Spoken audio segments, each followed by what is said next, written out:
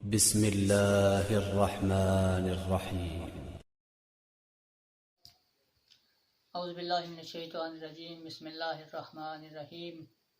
الحمدللہ رب العالمین والعاقبۃ للمتقین والصلاة والسلام علی سید الانبیاء والمرسلین وعلی اہل بیتہ الطیبین الطاہرین المعصومین ولعنۃ اللہ علی اعدائہم من یومنا ھذا الی قیام یوم الدین.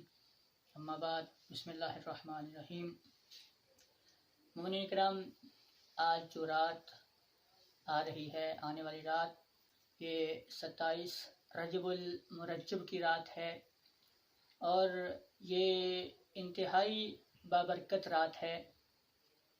اس رات میں اور اس دن میں جو 27 رجب کا آنے والا ہے، اس میں کچھ اعمال ہیں اور مناسبت اس کی یہ ہے کہ اس دن جناب رسول خدا صلی اللہ علیہ وآلہ وسلم مبعوث بالرسالت ہوئے تھے. یعنی اس دن پہلی وحی زمین پر جبرائیل لے کر آئے تھے. تو اس دن جناب رسول خدا نے تبلیغ کا آغاز کیا تھا. تو یہ 4 ایسے دن ہیں کہ ان 4 دنوں میں روزے کو خصوصیت کے ساتھ بیان کیا گیا ہے. ان 4 دنوں میں سے یہ ایک دن ہے کہ جس دن روزہ رکھنا باعث ثواب ہے. اس رات کے کچھ اعمال ہیں. پہلا عمل یہ ہے کہ اس رات غسل کرے، اور وہ غسل کی نیت یہ ہے کہ میں غسل 27 رجب المرجب کرتا ہوں یا کرتی ہوں قربتاً اللہ. یہ غسل. اس کے بعد دوسرا جو عمل ہے وہ 12 رکعت نماز ہے، اور اس کے پڑھنے کا طریقہ وہی جس طرح ہم نماز فجر پڑھتے ہیں اسی طرح پڑھنے ہیں. اور اس میں کوئی بھی الحمد کے بعد کوئی بھی سورت پڑھ سکتے ہیں، لیکن یہ 12 رکعتیں 2 کر کے پڑھنی ہیں. اس کے بعد پھر کچھ صورتیں ہیں. سورہ اخلاص ہے، سورہ توحید ہے، اور سورہ فلق ہے، سورہ ناس ہے، اور آیت الکرسی ہے، سورہ انا انزلنا ہے. یہ 7 مرتبہ یہ ساری سورت پڑھنی ہے.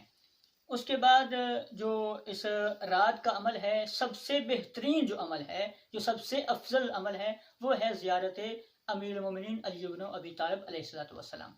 یہ عمل ہے رات کے.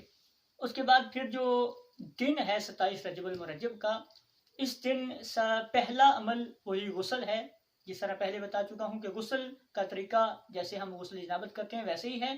نیت جس طرح کے بتایا کہ میں غسل 27 رجب المرجب کرتا ہوں یا کرتی ہوں قربتاً اللہ. تو لیکن اس کے ساتھ وضو کرنا پڑے گا آپ کو. پہلے وضو کر لیں تاکہ بعد میں پھر وضو میں کوئی رکاوٹ پیدا نہ ہو. اس کے بعد جو دوسرا عمل ہے وہ ہے اس دن کا روزہ. اس دن کا روزے کا ثواب کیا ہے؟ کہتے ہیں کہ 70 سال کے روزے کے برابر ہے اس دن کا روزہ رکھنا. جو بندہ 27 رجب المرجب کا ایک روزہ رکھتا ہے، گویا کہ اس نے 70 سال کے روزے کے برابر ثواب حاصل کر لیا ہے. اور اس کے بعد تیسرا عمل اس کا، اس 27 رجب المرجب کے دن درود پاک ہے. آل محمد علیہ السلام پر کثرت کے ساتھ، جتنا ہو سکے کثرت کے ساتھ درود پاک پڑھیں. اس کی بہت زیادہ فضیلت ہے. اس کے بعد پھر وہی 12 رکعت نماز اس دن میں بھی ہیں. اور یہ جو 12 رکعت نماز ہے یہ زوال کے بعد پڑھنی ہے. یعنی جیسے ہی زوال ہو، نماز ظہر اثر سے فارغ ہوں، اس کے بعد یہ غسل آپ پہلے کر لیں اور 12 رکعت نماز آپ نے پڑھنی ہے 2 کر کے. اور اس میں جو ہے اس کے بعد سورہ اسی طرح سورہ توحید ہے، اور سورہ انا انزلنا ہے، سورہ فلق ہے، اور یہ 4 مرتبہ یہ سورے پڑھنے ہیں آپ نے. اور باقی کچھ دعائیں ہیں جو مفاتیح الجنان میں یا جو باقی کتب ہیں دعاؤں کی اس میں موجود ہے. یہ کچھ دعائیں جو منقول ہیں وہ پڑھنی مستحب ہے اور بہت ہی فضیلت والا دن ہے. انشاءاللہ مومنین سے ہم نجفیشن میں بیٹھے ہیں تو ہم کوشش کریں گے کہ مولا کے روزے پر جا کے تمام مومنین اور مومنات کی نیابت میں مولا علی علیہ السلام کی زیارت کریں. اور آپ جو مومنین اعمال کریں گے تو ہمیں بھی دعا میں یاد رکھے گا. اور اس دن پھر جو 27 رجب ہے، اس دن مولا کی زیارت کے ساتھ ساتھ جناب رسول خدا صلی اللہ علیہ وآلہ وسلم کی زیارت بھی مستحب ہے. تو جو مومنین وہاں موجود ہیں وہ تو زیارت کریں گے، لیکن ہم یہاں پر جو زیارت دور سے بیٹھ کر زیارت پڑھیں گے جناب رسول خدا اور جو مومنین پاکستان میں یا جہاں جہاں موجود ہیں تو وہ اپنے اپنے گھروں میں بیٹھ کر مولا کائنات علی ابن طالب علیہ السلام کی زیارت پڑھیں اور جو اعمال کریں اس کے بعد ہمیں بھی دعا میں یاد رکھے گا. وما علینا الا البلاغ.